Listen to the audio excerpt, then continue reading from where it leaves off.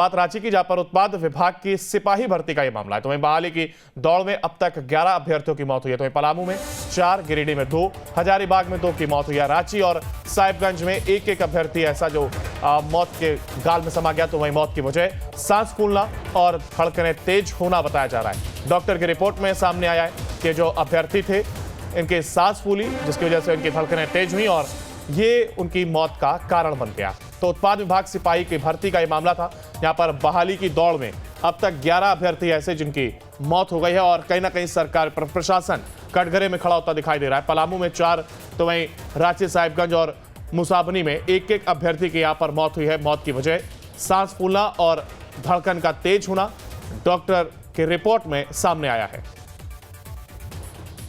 दुर्भाग्यवश कुछ केंद्रों में शारीरिक परीक्षा के क्रम में कुछ अभ्यर्थियों की मृत्यु हो चुकी है।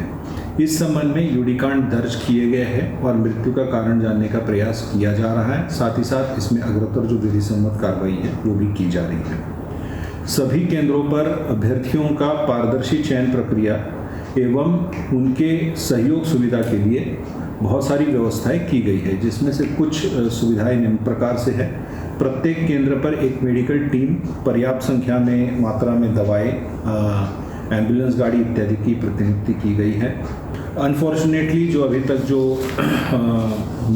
मृत्यु होने की जो बात है उसमें कुल 11 अभ्यर्थियों की जो है मृत्यु हुई है, जिसमें झारखंड जगवार कैंपस में जो बहाली परीक्षा चल रही है उसमें 1, गिरिडीह पुलिस लाइन में 2, हजारीबाग जेएपीटीसी पद्मा में 2, पलामू में 4, सीटीसी मुसाबनी में 1 और साहिबगंज में 1 अभ्यर्थी की अनफॉर्चुनेट दुर्भाग्यवश जो है मृत्यु हुई है। इसके कारणों का पता लगाया जा रहा है। इनमें यूडीकांड दर्ज करते हुए विधि सम्मत अग्रतर कार्रवाई भी की जा रही है।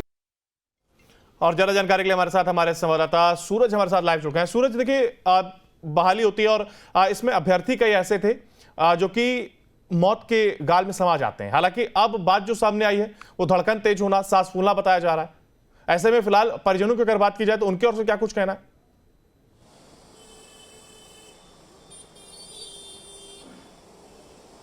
देखिए, फिलहाल सारी तथ्यों की जांच शुरू हो गई है और हम बीते 10 दिनों की बात करें तो अब तक 11 अभ्यर्थियों की मौत हो चुकी है। हालांकि देखिए, उत्पाद विभाग की तरफ से 583 पदों के लिए ये वैकेंसी निकाली गई थी और लाखों लोगों ने, लाखों अभ्यर्थियों ने इस पे पार्टिसिपेट किया है। और लेकिन सबसे बड़ी बात है कि जिस तरह से दौड़ लगाई जा रही है, अभ्यर्थियों का कहना है कि काफ़ी गर्मी है और गर्मी की वजह से जो सुविधाएं होनी चाहिए सेंटरों में, वो सेंटरों पे उन तमाम जो सुविधाएं वो नहीं है। यानी जो समय सीमा होनी चाहिए सुबह का वक्त, उस समय दौड़ लगानी चाहिए, लेकिन उन्हें 10 बजे के बाद, कभी 11 बजे, कभी 12 बजे का जो समय है दौड़ का, उस समय पर उन्हें दौड़ लगाया जा रहा है। इसके वजह से इस तरह की जो मामला है, इस तरह की जो हादसे हैं वो नजर आ रही है। लेकिन अब तक कुल मिला के यही कहा जा सकता है कि अभी तक जो आंकड़े निकलकर सामने आ रही है उसमें अभी तक 11 अभ्यर्थियों की मौत हो गई है झारखंड के अलग अलग जिलों में। इसके अलावा दर्जनों अभ्यर्थी अभी भी पूरी तरह से बीमार बताए जा रहे हैं। तो ये कह सकते हैं तमाम विषयों को लेकर झारखंड पुलिस जांच का आदेश दे दी है। लेकिन डॉक्टरों की माने तो उनका ये कहना है कि ये जो है ये लंबी दौड़ होने की वजह से, यानी एक अभ्यर्थी 10 किलोमीटर की दौड़ वो लगा रहे हैं, तो ऐसी स्थिति में उनकी सांस फूल रही है और सांस फूलने की वजह से इस तरह की घटनाएं सामने आ रही है, जो डॉक्टरों का ओपिनियन है। हालांकि देखिए, सेंटरों में मेडिकल की टीम भी मौजूद है, एम्बुलेंस की भी टीम है, लेकिन जो इस तरह की हादसे सामने आ रही है ये कहीं ना कहीं जांच का विषय है कि आखिरकार इतनी मौतें कैसे हो रही है।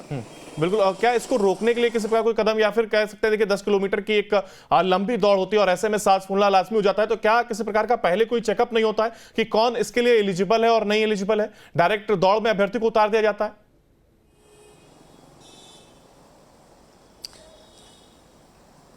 देखिए फिट और अनफिट एक सबसे बड़ा विषय है, लेकिन झारखंड में बेरोजगारी चरम पर है और कहीं ना कहीं जो बेरोजगारी का है ये देन है कि 583 जो सीटें हैं उसमें लाखों लोग पार्टिसिपेट कर रहे हैं। तो ऐसी स्थिति में झारखंड में बेरोजगारी कैसे खत्म हो ये सबसे बड़ा विषय है। लेकिन जहां तक फिट और अनफिट की बात है अंकुर, तो एक मेडिकल बोर्ड की बैठक होती है, उसमें यह निर्णय लिया जाता है कि जो व्यक्ति फिट है वही पार्टिसिपेट कर सकते हैं। लेकिन कोई मेडिकल बोर्ड की यहाँ पर बैठकें नहीं हुई, ना ही कोई मेडिकल बोर्ड की टीम वहां पर मौजूद है। लेकिन ये कह सकते कि कहीं ना कहीं लोगों में, अभ्यर्थियों में एक जुनून है कि वो कैसे नौकरी पा सके और यही एक वजह है कि लोग बढ़ चढ़कर इस वैकेंसी में, इस उत्पाद विभाग के सिपाही की बहाली में वो पार्टिसिपेट कर रहे हैं।